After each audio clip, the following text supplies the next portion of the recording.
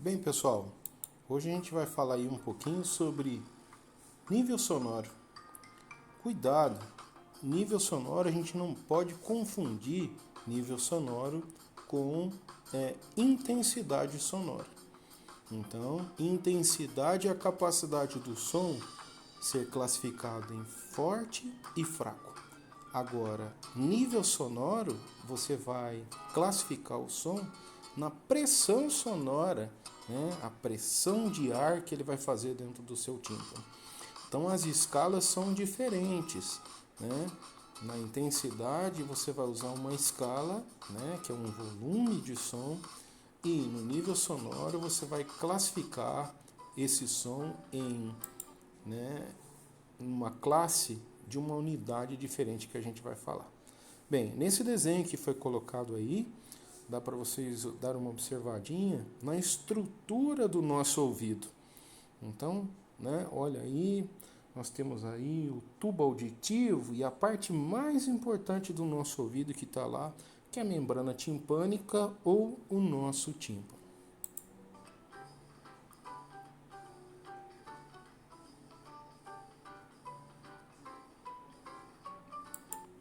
É bacana você perceber que o tímpano, para nós, ele é muito sensível. Então, qualquer esforço a mais, você pode perder essa membrana timpânica, causando aí, né, uma surdez no seu ouvido.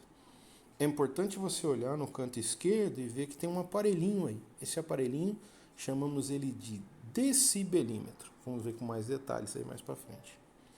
Então, né, a gente precisa cuidar desse ouvido. A gente vive essa constante, né, barulheira no nosso ouvido. E esses ruídos podem interferir e até prejudicar.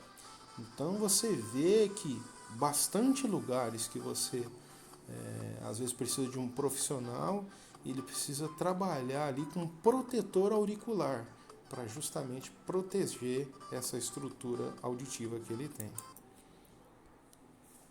Muito bem. Então aí uma definição de intensidade sonora. É definida fisicamente como a potência sonora recebida por unidade de área de uma superfície. A intensidade sonora diminui quando nós afastamos da fonte sonora. Então, quando você está ouvindo algum som e você se afasta desse som, né, ele começa a perder intensidade. Bom, o nível sonoro já é a pressão de ar que vai ser exercida dentro do seu ouvido. E isso pode ocasionar aí uma lesão no seu tímpano que está ali dentro.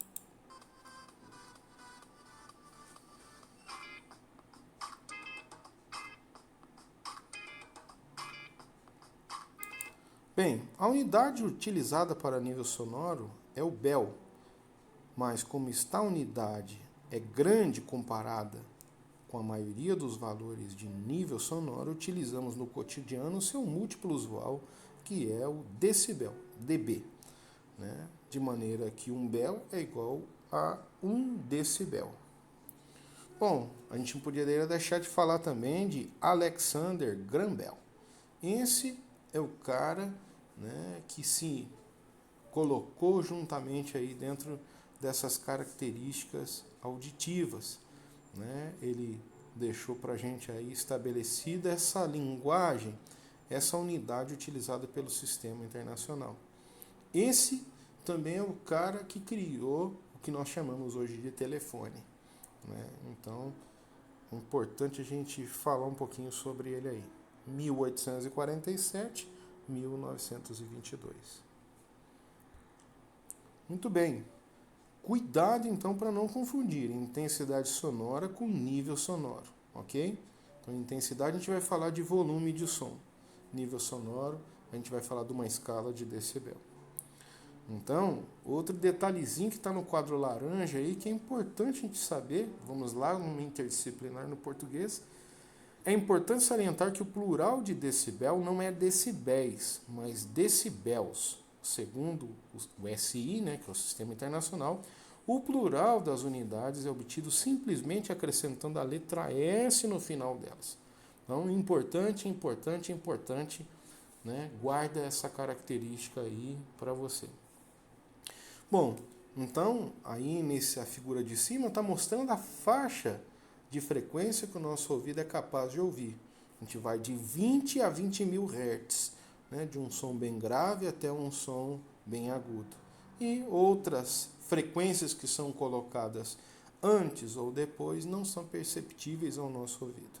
E aqui alguns exemplos, né? Se você tiver o próximo a um jato, ele tem aí um nível de 150 decibel. E sabendo que o nosso ouvido aí nós vamos ter uma limiar de dor, quer dizer, um limite para o nosso ouvido aí mais ou menos de 120 a 140 decibel.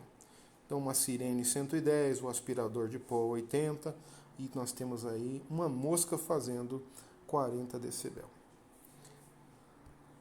Então é importante a gente ter aí cuidados para a gente preservar.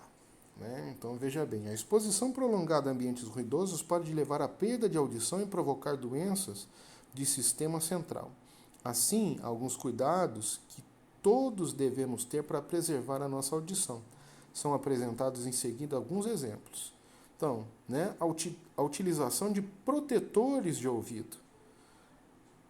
Então, esses protetores auriculares, né, devem ser utilizados, né, com responsabilidade.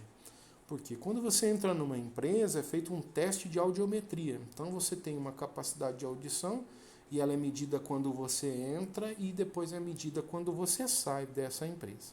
Então é importante você ter responsabilidade na utilização do EPI. O segundo quadro do meio, se morarmos junto a uma estrada ou via, impedir a colocação, pedir, né, melhor dizendo, a colocação de barreiras sonoras. Então, se você tem aí a sua casa próxima a uma rodovia, é importante a concessionária dessa ferrovia ou rodovia instalar ali protetores de som. Então, tem aí estruturas para isso. Outro, né, detalhe é a utilização de fones, principalmente esse fone que fica lá dentro do ouvido, ele é bem prejudicial ao nosso ouvido. Então, cuidado aí a galerinha que gosta de usar um fone, tenha responsabilidade, utiliza no volume, né, orientado até pelo próprio aparelho. Bom, e convido vocês a fazer um teste. Baixa aí no seu celular, né, um programinha que é o decibelímetro e você coloca no seu celular esse aplicativo e faz uma leitura de como é que está o seu meio. Vale lembrar também, pessoal, que a gente tem que ter certos cuidados com os nossos vizinhos, porque hoje a gente tem uma lei. Em São Paulo é chamada Lei do Psil. Então você tem aí uma faixa de 45 a 55 decibéis que você pode emitir numa medição externa para que você fique dentro dessa faixa colocada por lei. Ok? Por hoje é isso aí então. Fique atento. Nível sonoro.